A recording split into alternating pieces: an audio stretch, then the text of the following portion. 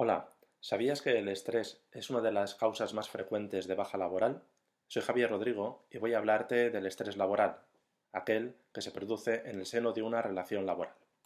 Debemos plantearnos qué es el estrés laboral, qué es lo que lo produce, somos iguales, es decir, hay diferencias entre las distintas personas ante los factores que producen estrés, qué efectos tiene, es decir, qué consecuencias van a tener para la salud de los trabajadores que están expuestos a los factores de riesgo psicosocial, en este caso los estresores laborales, y cómo debemos actuar, es decir, algunos mecanismos establecidos para actuar y evitar situaciones de estrés o saber afrontar este tipo de situaciones.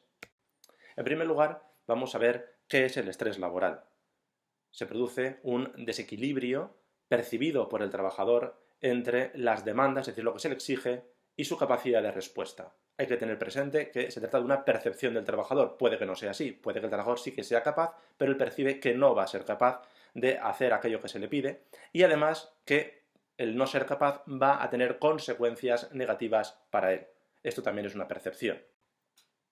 ¿Qué es lo que produce el estrés? Debemos distinguir aquellos estresores laborales, es decir, aquellos factores de riesgo psicosocial que van encaminados a la producción de estrés.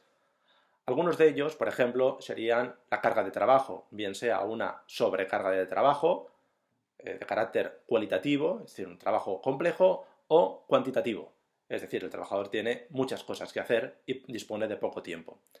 Algunos de los otros estresores laborales podrían ser unas malas relaciones personales o la ambigüedad de rol cuando el trabajador no tiene claro qué es lo que debe hacer.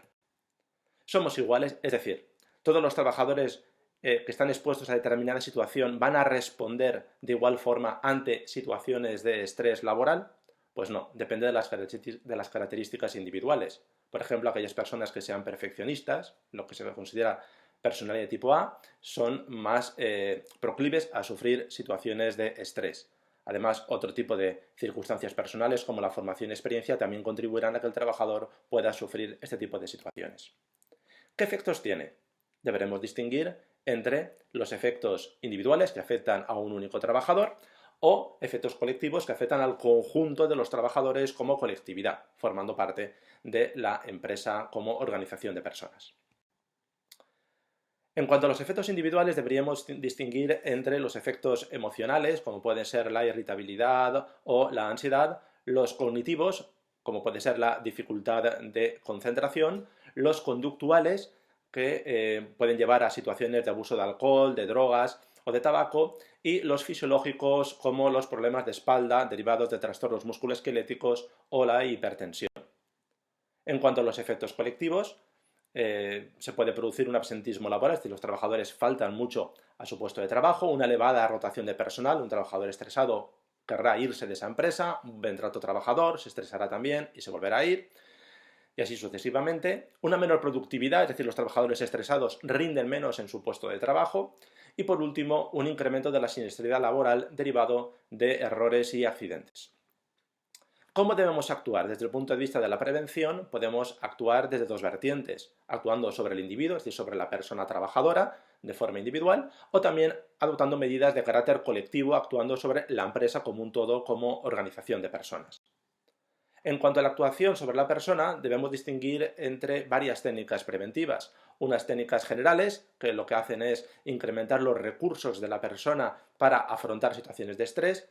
Unas técnicas cognitivas que lo que pretenden es cambiar la forma de ver la situación que puede producir estrés. Técnicas fisiológicas que lo que van a producir es eliminar la posibilidad de que se produzca una activación fisiológica ante situaciones de estrés. Y por último, también tenemos unas técnicas conductuales que lo que van a hacer es promover conductas adaptativas ante situaciones de estrés. De esta forma, dentro de las técnicas generales que hemos visto, pues tendríamos el desarrollo de un buen estado físico, una dieta adecuada, el apoyo social, que muchas veces el trabajador necesita buscarlo fuera de la organización y debería proporcionar la propia empresa, y también la distracción y el buen humor.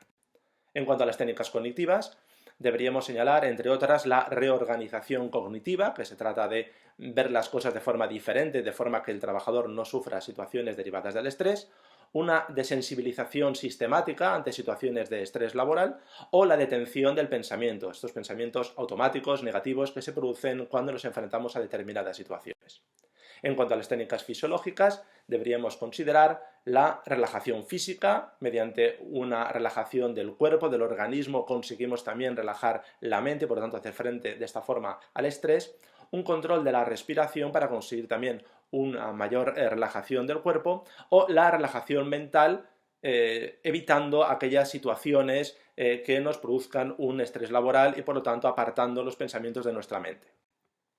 En cuanto a las técnicas conductuales, deberíamos tener en cuenta la técnica de solución de problemas para evitar posibles conflictos. El problema va a existir y pueden existir en la empresa y por lo tanto el trabajador debe tener mecanismos para generar alternativas de solución. Entrenar también habilidades sociales, de relaciones interpersonales, que es también una de las fuentes de estrés. El entrenamiento asertivo, es decir, ser capaz el trabajador de defender sus ideas, sus opiniones, sin generar conflictos y tensiones en el ámbito laboral, y también las técnicas de autocontrol para que el trabajador sepa gestionar y controlar sus propias emociones ante situaciones de estrés laboral. En cuanto a la actuación sobre la empresa, deberíamos distinguir entre los sistemas de información y comunicación, los estilos de dirección, adoptando estilos participativos y democráticos que faciliten la cooperación de todos los trabajadores, la regulación de conflictos, que sabemos que van a existir en la empresa, que pueden existir y por lo tanto habrá que arbitrar mecanismos establecidos con la finalidad de evitarlos, y por último la socialización de los trabajadores. Conclusión, es decir, ¿cómo podemos concluir toda esta exposición? Pues muy sencillo. En primer lugar, debemos realizar una actuación preventiva. ¿Cómo se desarrolla esa actuación preventiva? Actuando sobre los factores de riesgo, es decir, los estresores laborales de que hablábamos hace un momento. Esos estresores laborales son los que generarán estrés laboral y que causarán efectos negativos en la salud de los trabajadores. Por lo tanto, la acción preventiva es fundamental para evitar este tipo de daños para la salud de las personas trabajadoras. Por último, agradeceros vuestra atención. Un saludo. Adiós.